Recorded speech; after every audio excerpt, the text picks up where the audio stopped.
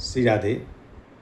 आज चर्चा करते हैं पुरुषोत्तम मास के पावन पर्व की। इस 2026 में 17 मई से 15 जून तक पुरुषोत्तम मास चलेगा। इस मास की महिमा है, अन्य मासों में आप जो भी शुभ कार्य करते हैं उससे इस पुरुषोत्तम मास में यदि कोई कार्य करेंगे शुभ कार्य तो करोड़ों गुना पुण्य फल ज़्यादा बढ़कर मिलेगा। इसलिए पुरुषोत्तम मास में अधिक से अधिक पूजा पाठ करें, पर सावधानी रखें कि सूर्योदय से पहले जाग जाएं, स्नान ध्यान कर ले। लोग विलंब करते हैं, सूर्य उदय हो जाता है और सोते रहते हैं। नहीं, सुबह सुबह जल्दी 1 मास तक कम से कम ये नियम लें कि सूर्योदय से पहले स्नान ध्यान से सुशोभित हो जाएं। सुंदर माथे पर चंदन लगा लें, स्नान करते ही वस्त्र पहनते ही तब कोई पूजा पाठ करें। लोग प्रायः ये गलती करते हैं कि पूजा पाठ करने लगते हैं और तिलक नहीं लगाते हैं, अथवा ठाकुर जी की पूजा करने लग जाते हैं और ठाकुर जी को जब तिलक लगाते हैं भगवान को तब बचा हुआ वो प्रसादी लगाते हैं। उससे पहले सूनई माथा ठाकुर जी की पूरी पूजा हो गई। नहीं नहीं नहीं, सूने माथे कोई भी पूजा और पाठ नहीं करना चाहिए। पहले थोड़ा सा तिलक अलग निकाल के अपने लिए माथे पर सुशोभित कर लें, उसके बाद ठाकुर जी की सेवा पूजा करें। फिर जो ठाकुर जी की सेवा से चंदन रोली बची है वो प्रसादी मान के दोबारा लगा सकते हैं, लेकिन सूने माथे कोई पूजा पाठ नहीं करना चाहिए, सावधानी रखना चाहिए। और दान की भी बड़ी महिमा है, पाठ की भी बड़ी महिमा है।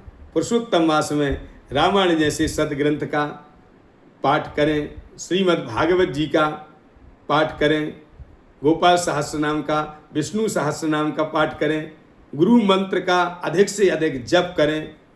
ये करना चाहिए कार्य। व्रत करें, उपवास करें, तीर्थ यात्रा करें, दान पुण्य करें, दीप दान जरूर करें। इस पवित्र मास में बड़ी महिमा है। अथवा आप रामायण का, भागवत आदि का पाठ नहीं कर सकते तो आप ब्राह्मण से पाठ कराएं। कैसे भी पाठ भी हो और जप करना चाहिए। गुरु मंत्र का जाप स्वतः करें, अपने आप जप करें। जो आप जप अभी डेली करते हो उससे कम से कम 3 गुना ज़्यादा जप करना चाहिए। यज्ञानाम जप यज्ञोस्मि, जप यज्ञ से बढ़कर कौन सा यज्ञ हो सकता है। ये मेरा वाक्य नहीं है, श्री कृष्ण का, गीता का वाक्य है। इसलिए खूब जप करें अधिक से अधिक, और तीर्थ यात्रा करें, देव दर्शन करें ज़्यादा से ज़्यादा, दान पुण्य भी करें खूब। भगवान ने धन दिया है तो गरीबों का सहयोग करें, और ब्राह्मणों को, श्रेष्ठ ब्राह्मणों को, क्योंकि दान पात्र को ही देना चाहिए। खूब सहयोग किसी का भी कर सकते हो, दया किसी पे भी कर सकते हो, भोजन किसी को भी करा सकते हो, कोई भी हो। लेकिन जब दान की बात आती है तो शास्त्रों में कहा है कि माने पात्र को ही दान देना चाहिए।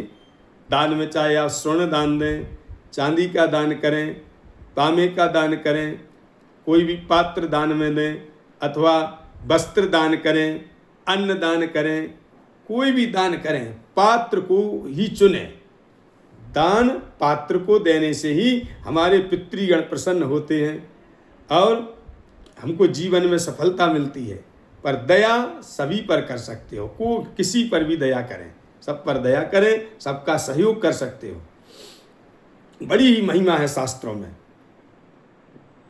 जितना भी हो सके कम से कम प्रतिदिन, ज़्यादा नहीं तो दोनों समय दीपदान अवश्य करें। दीपदान करने से सब मनोरथ पूर्ण होते हैं। किसी को विद्या चाहिए तो विद्यार्थी यदि दीपदान करता है, दीप प्रज्वलित करके भगवान को का नाम स्मरण करके, प्रभु आपके चरणों में ये दीपदान करने जा रहा हूँ, हमको विद्या दीजिए। यदि कोई धनार्थी है तो धन की इच्छा रखने वाला कोई गृहस्थी है तो दीपदान करें और भगवान से प्रार्थना करें तो उसके जीवन में धन भी आ जाता है। और कोई किसी भी कार्य के निमित्त दीपदान करें वो सफलता प्राप्त होती है। कहने का भाव, दीपदान का बड़ा ही महत्व है और वैसे दान की बात आई है शास्त्रों में, तो 33 प्रकार का दान होता है। 33 का बड़ा ही महत्व है इस पुरुषोत्तम मास में। अब 33 चाहे तो आप अलग अलग दान की सामग्री जुटा सकते हो, जैसे दाल है, घी है, तेल है, और कई प्रकार की दालें हैं, चावल है, आटा है, इन वस्तुओं को मिला के, पर फल हैं के विभिन्न प्रकार के, मिष्ठान्न हैं, ऐसा करके भी 33 प्रकार की सामग्री दान में दे सकते हो। अथवा आप सामर्थ्य के अनुसार आप पर जो बन सके, चाहे थोड़ा करो या ज़्यादा करो, पर दान अवश्य करना चाहिए। इस पावन पुरुषोत्तम मास में बड़ी ही महिमा है। अन्य तीर्थ में जाके जो साधारण दिन में जो हमको पुण्य मिलता है किसी भी तीर्थ में जाने से, वो पुरुषोत्तम मास में यदि हम किसी भी तीर्थ में जाएंगे, स्नान करेंगे, वहाँ के मंदिरों का दिव्य दर्शन करेंगे, तो करोड़ों गुना पुण्य फल प्राप्त होगा। अथवा किसी भी क्षेत्र में आइए, हमारे गिरिराज भगवान की जय जयकार करिए। पुरुषोत्तम मास में खूब परिक्रमा लगेगी, भर भर के भक्तों की भीड़ उमड़ेगी। कल से ही देखिएगा, 17 मई से वृंदावन धाम आइए, बांके बिहारी का छटा का दर्शन करिए और खूब वृंदावन की परिक्रमा में आनंद लूटिए। लेकिन कम से कम संसार की बात करना जो आवश्यक है, ज़्यादा से ज़्यादा भगवान का स्मरण हो इस मास में, ज़्यादा से ज़्यादा भगवान के नाम का उच्चारण हो इस मास में, ज़्यादा से ज़्यादा भगवान की कथा की चर्चा हो इस मास में, ज़्यादा से ज़्यादा सत्संग हो इस मास में, ज़्यादा से ज़्यादा भागवत कथा, राम कथा का श्रवण हो इस मास में। जितना हो सके अधिक, इसको कहा है ना अधिक मास, इसका नाम ही है अधिक मास, दूसरा नाम है पुरुषोत्तम मास। बहुत सुंदर, ये 3 वर्ष के अंतराल में आता है।